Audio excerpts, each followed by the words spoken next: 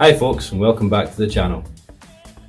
Now you'll notice that the Smurfmobile is sitting up on stands, and the reason for that is the fact that we're fitting a limited slip diff to the rear differential of the car. Now if you see my other videos, you'll know that I've been going on and on about fitting a limited slip diff for ages, and finally we've actually went ahead and got one. The limited slip diff that we went for is a 3J driveline limited slip diff. So what we're going to do is we're going to get the diff out of the car and we're going to pull it apart. Now we've got quotes from a few garages to do the rebuild for us, to build the diff for us, and it's coming in about £250, which isn't too bad, but I don't have £250 when I've just shelled out £550 on a limited slip diff. So we're going to tackle it ourselves. Now, one thing I do want to point out is I'm not a mechanic. My dad's an ex-mechanic from a long time ago, but he knows a lot more than I do. The main reason for getting a limited slip diff is it's been the one thing I've wanted for the car, really since I've had it on the road. But at the price of £500, it's just been that little bit unreachable for me at the moment. So I've managed to save up my pennies, sell a few things around the garage and get enough funds to actually get the limited slip diff. So this video itself is just going to be basically taking the old diff out, rebuilding it, putting the diff back in again, and I'll do another video where I take the car out for a drive. Like I say, I'm not a mechanic, I don't really know what I'm doing.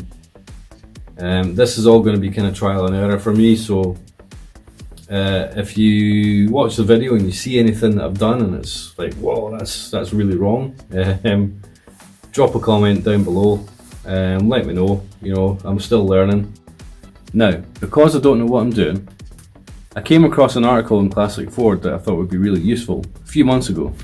So I printed it out, and it's basically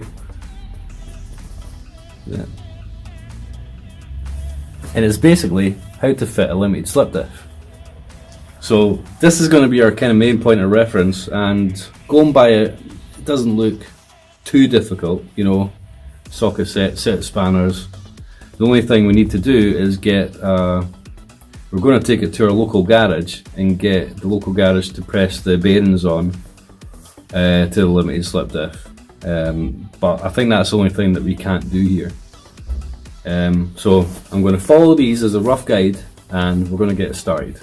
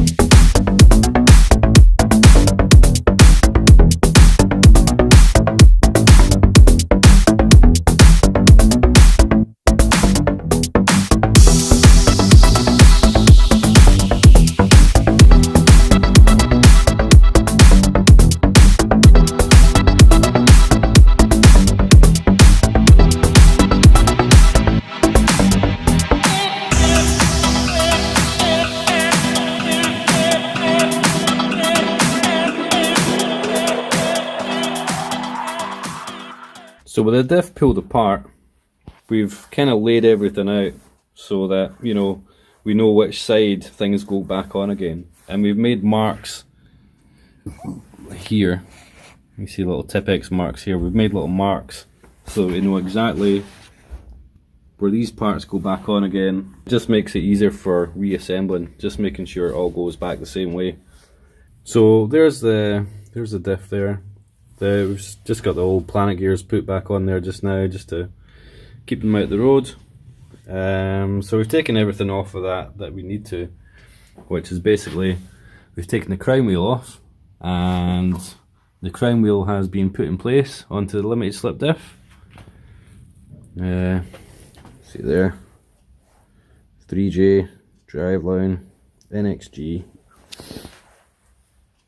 Each one of these bolts have been torqued to the correct settings. If I remember correctly, I think it was £40. Like I say, we struggled to get, but we're going to just try and take these off and reuse the bearings, but you know, at what, £25 or something I think it was for a pair of bearings, or 30 quid for a pair of bearings. We thought we're as well just getting new ones, but they're going to need to be pressed on to here, and on the other end, they're going to have to be pressed on there with a hydraulic press, make sure they go on straight. So this is going to take us a few days until we get this back and ready to reassemble, but you won't have to wait a few days, you're just going to have to wait till after this. Right, so let me just explain. The diff is no longer there, and the reason for that being my dad has actually finished it himself. So look, cart is down, off the ramps, off the stands, limited slip diff in place, all done. So what I really wanted to do was show you us putting the diff back in the car, but it's not quite worked out that way. It's what happens when your dad's retired and the car lives at his garage, and he's just went ahead and done it. So legend again as he is, he's went ahead and put the diff back together again and put it back in the car whilst I have been at work. So happy days, car's all finished. Isn't quite the way this video was supposed to go. Major man points to my dad for just bashing ahead with it. Good stuff. So the next video you will see will be testing out limited slip diff. I'll take it out on the roads. Thanks for watching. If you like this video and you want to see more, subscribe. Hit that little notification bell so you keep up to date with any uploaded videos that I put up here. Until the next time.